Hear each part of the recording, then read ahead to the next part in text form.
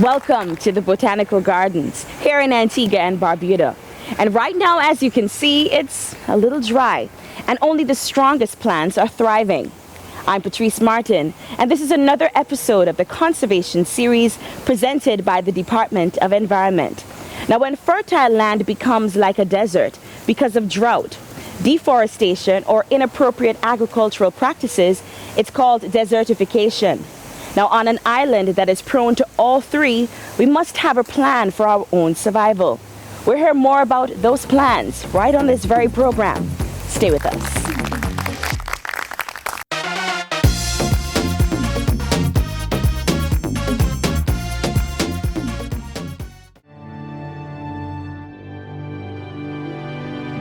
Fearing the destruction from the next storm or hurricane, we abandon our home and businesses because they are in low-lying areas.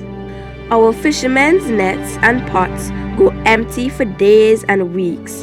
The fish we need to feed ourselves are dying or left due to loss of habitat. Constant droughts have left our ponds and reservoirs dry, leading to water shortages, threatening our health and our food supply. We've already begun to take steps so together we can make a difference and create a sustainable nation for future generations.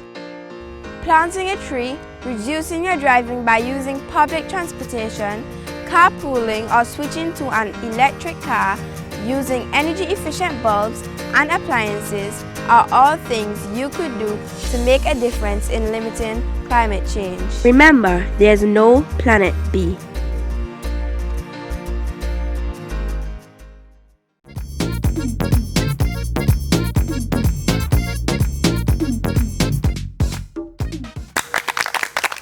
Welcome back. In 1997, Antigua and Barbuda signed a formal agreement with the United Nations to tackle desertification. It just means that we have joined the global community in acknowledging the importance and linking the environment and development to sustainable land management. And the work continues.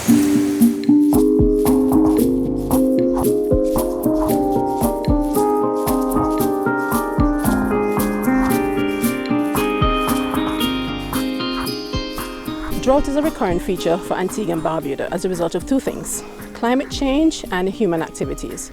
With respect to climate change, changing weather conditions over the decades have caused global warming.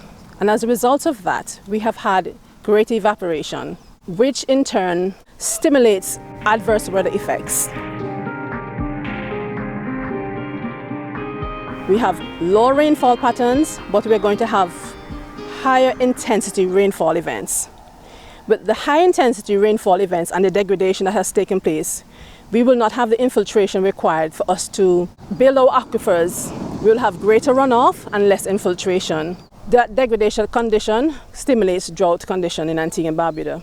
Coupled with that, our human activities such as deforestation, poor land management and land farming practices, poor animal husbandry has degraded our soil and affected its microclimates.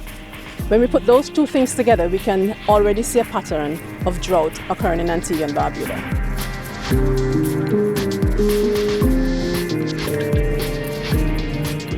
Adaptation to drought means our survival, of course. So we have to look at environmental adaptation and our socioeconomic adaptation. If we adapt appropriately to drought situations, we can see increased agricultural yield because we will have our soil being rebuilt. Adaptation means that significant financial resources for the country will be reduced because of the reduced dependence and pull on our desalination plants to produce water. It would help to reduce our energy consumption, therefore reducing our greenhouse gas emissions necessary to produce that water, and you will see why that is very important. Also, the reduction in our source water. We have always known that our aquifers are overdrawn and we have saline intrusion. And so once we have good recharge of our aquifers and manage our use, we will stem that overdrawing and stem the pollution and the loss of our aquifers. And finally, drought and the effect, which is desertification, contributes to conditions such as wildfires, which in fact then continues to degrade our soils.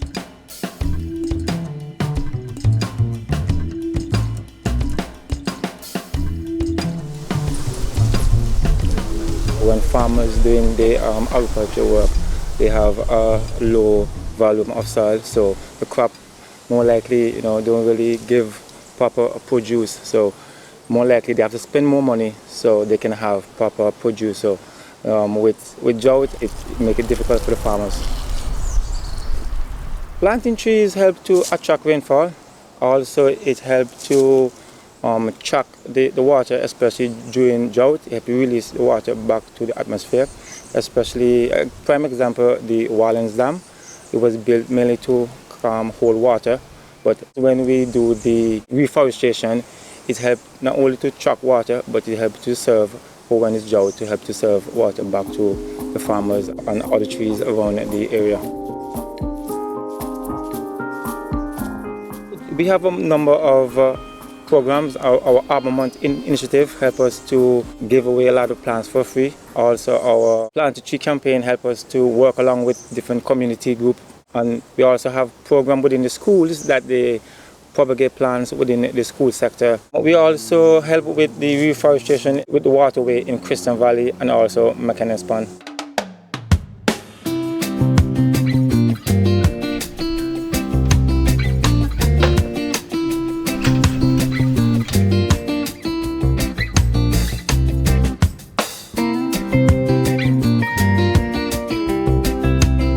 Antigua and Barbuda ratified the United Nations Convention to Combat Desertification, or otherwise commonly known as the UNCCD.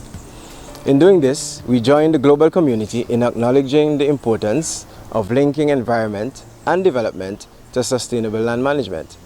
This multilateral environmental agreement recognizes that desertification, land degradation, and drought are major global environmental and developmental concerns.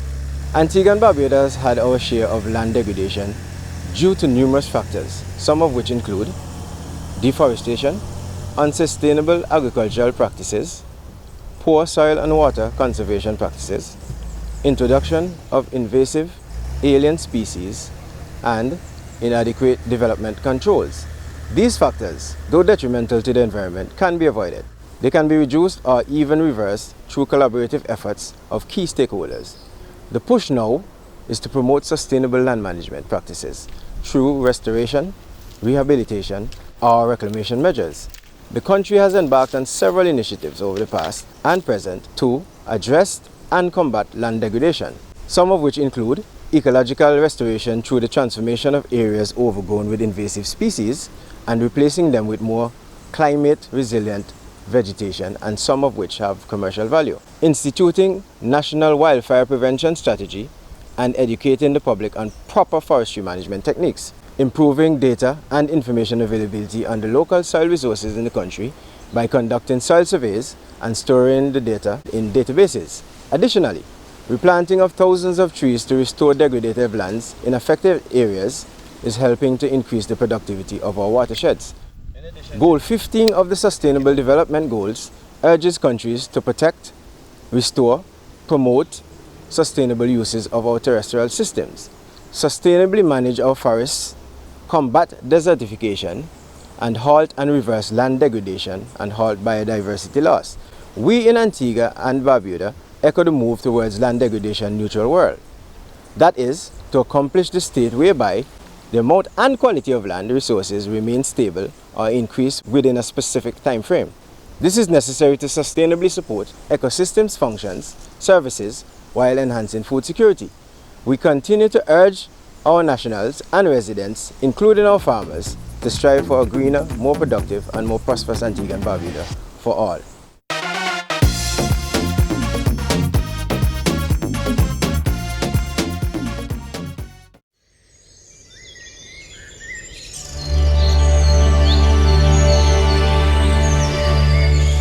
The Department of Environment is proud to announce that it has successfully presented Antigua and Barbuda's 6th National Report to the Secretariat for the Convention on Biological Diversity.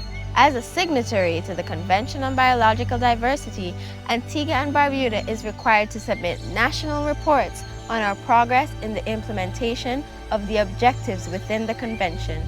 The most recent report outlines our progress in meeting the set national biodiversity targets, which are based on the global Aichi targets.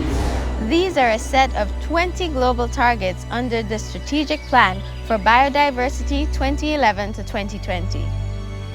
The 6th national report shows that we are making excellent headway in achieving these targets, with 19 of 20 targets on track to be achieved by our set deadline. While we are pleased to have made great headway as detailed in the 6th national report, we will continue to improve our approach to biodiversity and commit to working with our stakeholders and the public to sustainably manage our biodiversity resources.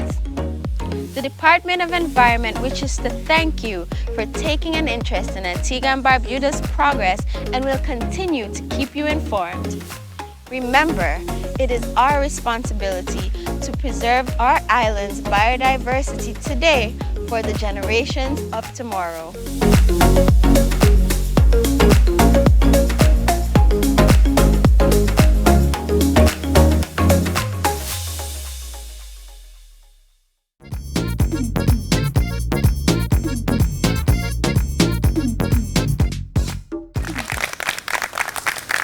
Now, this is the interactive part of the program, and I'm so glad that you could join us on this conservation series presented by the Department of Environment.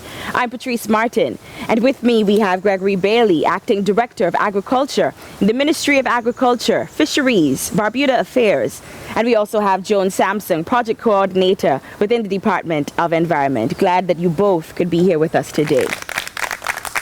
Now, this is an opportunity for our audience here to hear more from you, but I want to kick things off here today. I want to ask you a question of my very own. We're in a period of drought here in Antigua and Barbuda. Do you have any idea the cause of it? And is there any particular way that we can stop it? Yes, so drought is caused by many factors. Some of a human nature and some are natural environmental phenomena. It generally exists by countries in a cycle, and in Antigua and Barbuda we will have a series cycles of drought throughout our history. In terms of the factors, these vary from geographical location, from one geographical location to another.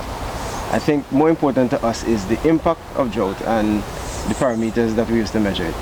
For example, the agricultural drought, for example, will take place way before the meteorological drought, because the meteorological drought is dependent on rainfall below a particular threshold over a period of time in a given geographical area.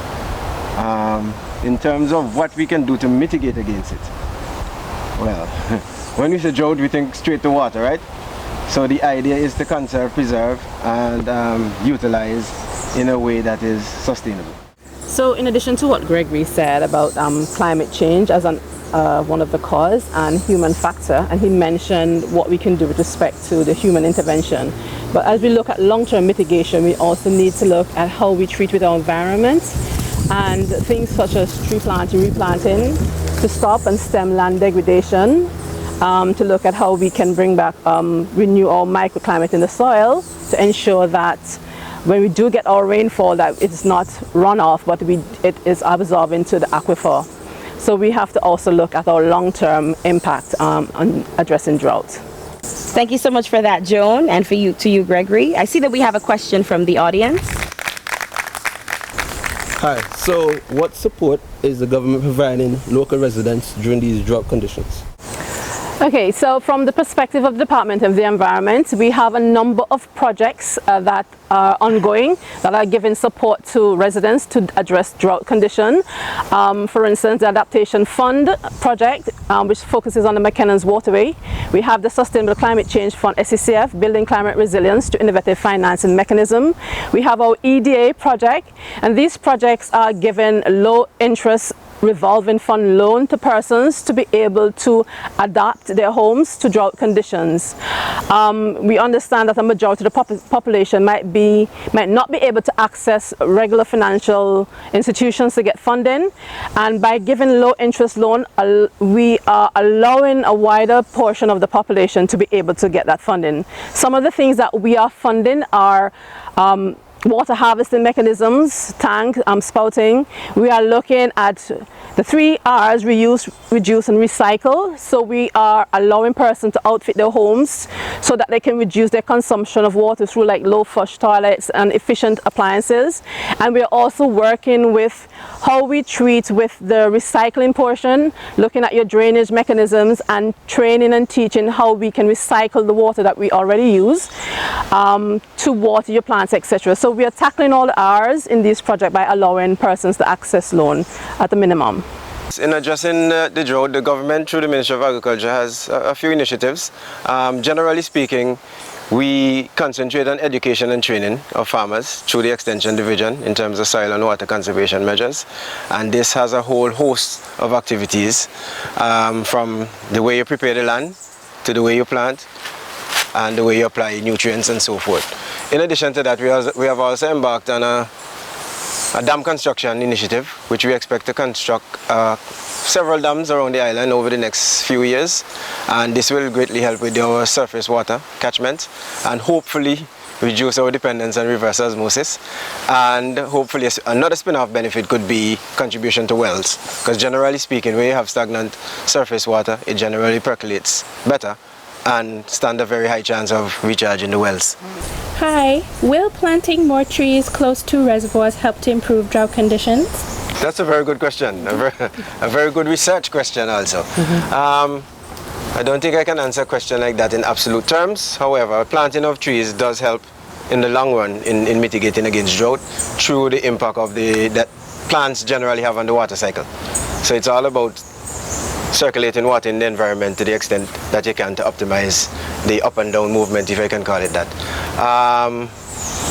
They may be able to assist the reservoir if the trees are planted in a particular spacing to reduce evapotranspiration, but then again you have transpiration from the trees. So it's difficult to say if just because they're by the reservoir that they could contribute to drought mitigation. I think trees generally contribute, and yeah, I would answer it that way. Hi, so how can farmers adapt agricultural practices to reduce land degradation and drought? We concentrate a lot on the techniques of soil and water conservation. So the idea is to retain as much moisture within the soil as possible, and also to prevent erosion. So generally speaking, that's the general approach. For example, if you're on the hillside, we try to cultivate across the slopes, right? So that we reduce the impact of rainfall coming down the slopes, things of that nature. In terms of degradation, we generally try to use integrated pest management as our approach. Well, an integrated production management, meaning we optimize all the inputs that we put into a crop. That's the general idea. So you don't over-fertilize and you don't under-fertilize, things of that nature. If the soil doesn't need tilling, you don't till. You do no-till cultivation, for example. So that is some of the ways we try to handle the environment under these conditions. When we look at drought also, we realize that one of the things we have been battling with is with respect to slash and burn practices. And slash and burn also degrades our soil. It exposes the soil to erosion. And when we have that downpour, instead of having the percolation, we have heavy runoff and loss of water. So one of the things that we are looking at in terms of that is how do we deal with training the farmers as to methods of clearing the land without slash and burning it, clearing it, and also the impact of animal husbandry. There's a mixed science of animal husbandry. At first we were told that roaming cattle and animals degrades the soil, but in recent times studies have shown that if you have controlled grazing in large packs, that it helps to preserve the soil. It helps when the animals trample the soil and they have the feces and the urine, the carbon goes in. It helps to cover the soil that is required through the trampling, but it's a controlled grazing where you allow them to graze to a certain portion and then you move your grazing pasture to another area. And they have proven in Africa in particular, where we have seen great turnaround in the reduction of land degradation through that methodology. There are a lot more activities that can be done, that can be researched, but there's great opportunity for us to deal with farming practices and how we can reduce the impact of drought. Well, we can't thank you enough for clarifying some of the issues regarding desertification and surrounding drought. It truly has been very insightful. We say thank you to our panel, Gregory Bailey and to Joan Sampson, for being here with us yet again. And thank you to our audience for joining us for another episode of the Conservation Series presented by the Department of Environment. I'm Patrice Martin. Until next time.